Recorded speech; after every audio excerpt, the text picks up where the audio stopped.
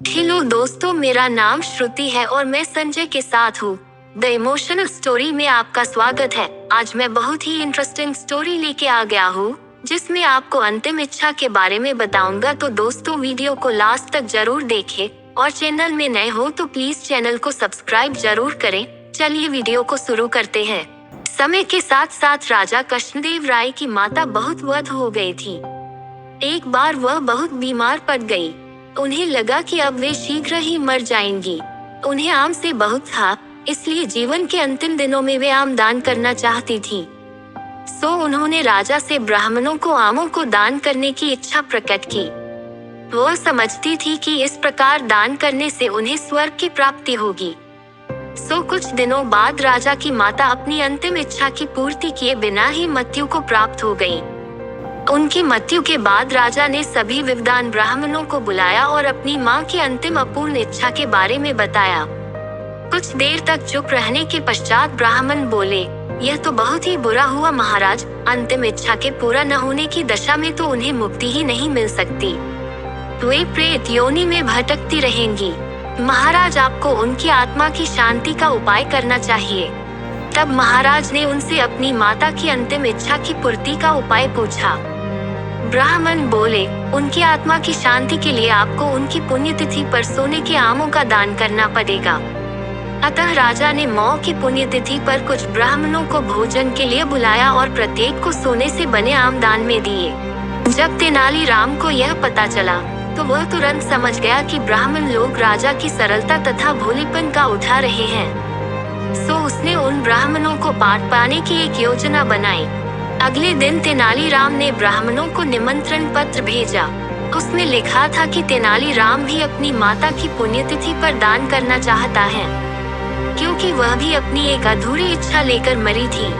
जब से उसे पता चला है कि उसकी मां की अंतिम इच्छा पूरी न होने के कारण प्रेत योनि में भटक रही होंगी, वह बहुत ही दुखी है और चाहता है कि जल्दी उसकी मौ की आत्मा को शांति मिले। ब्राह्मणों ने सोचा कि तेनालीराम के घर से भी बहुत अधिक दान मिलेगा, क्योंकि वह शाही विदूषक है। सभी ब्राह्मण निश्चित दिन तेनालीराम के घर पहुंच गए।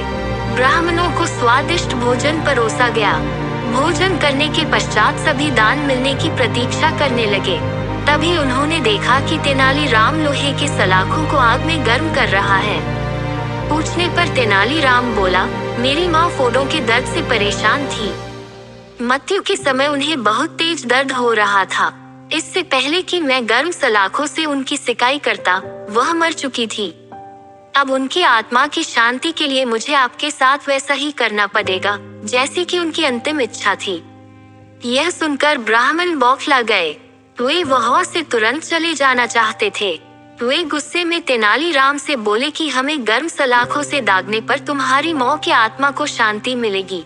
नहीं महाशय, मैं झूठ नहीं बोल रहा। यदि सोने के आम दान में देने से महाराज की मौ की आत्मा को स्वर्ग में शांति मिल सकती है, तो मैं अपनी मौ की अंतिम इच्छा क्यों नहीं पूरी कर सकता। यह सुनते ही सभी ब्राह्मण समझ गए कि तेनालीराम क्या कहना चाहता है। वह बोले, तेनालीराम, हमें क्षमा करो। हम वे सोने के आम तुम्हें दे देते हैं, बस तुम हमें जाने दो। तेनालीराम ने सोने के आम लेकर ब्राह्मणों को जाने दिया, परंतु एक लालची ब्राह्मण ने सारी बात राजा को जाकर बता दी। यह सुनकर राजा क्रोधित हो गए और उन्होंने तेनालीराम को बुलाया। वे बोले, तेनालीराम, यदि तुम्हें सोने के आम चाहिए थे तो मुझसे मांग लेते। तुम इतने लालची कैसे हो गए कि तुमने ब्राह्मणों से सोने के आम ले लिए। महाराज, मैं लालची नहीं हूँ, अपितु मैं तो उनकी लालच की प्रवृत्ति को रोक रहा था। यदि वे आपकी मौ की पुण्यतिथि पर सोने के आम ग्रहण कर सकते हैं, तो मेरी मौ की पुण्यतिथि पर लोहे की गर्म सलाखें क्यों नहीं झेल सकते। राजा तेनालीराम की बातों का अर्थ समझ गए। उन्होंने ब्राह्मणों को बुलाया और उन्हें भविष्य में लालच त्यागने को कहा। शिक्षा।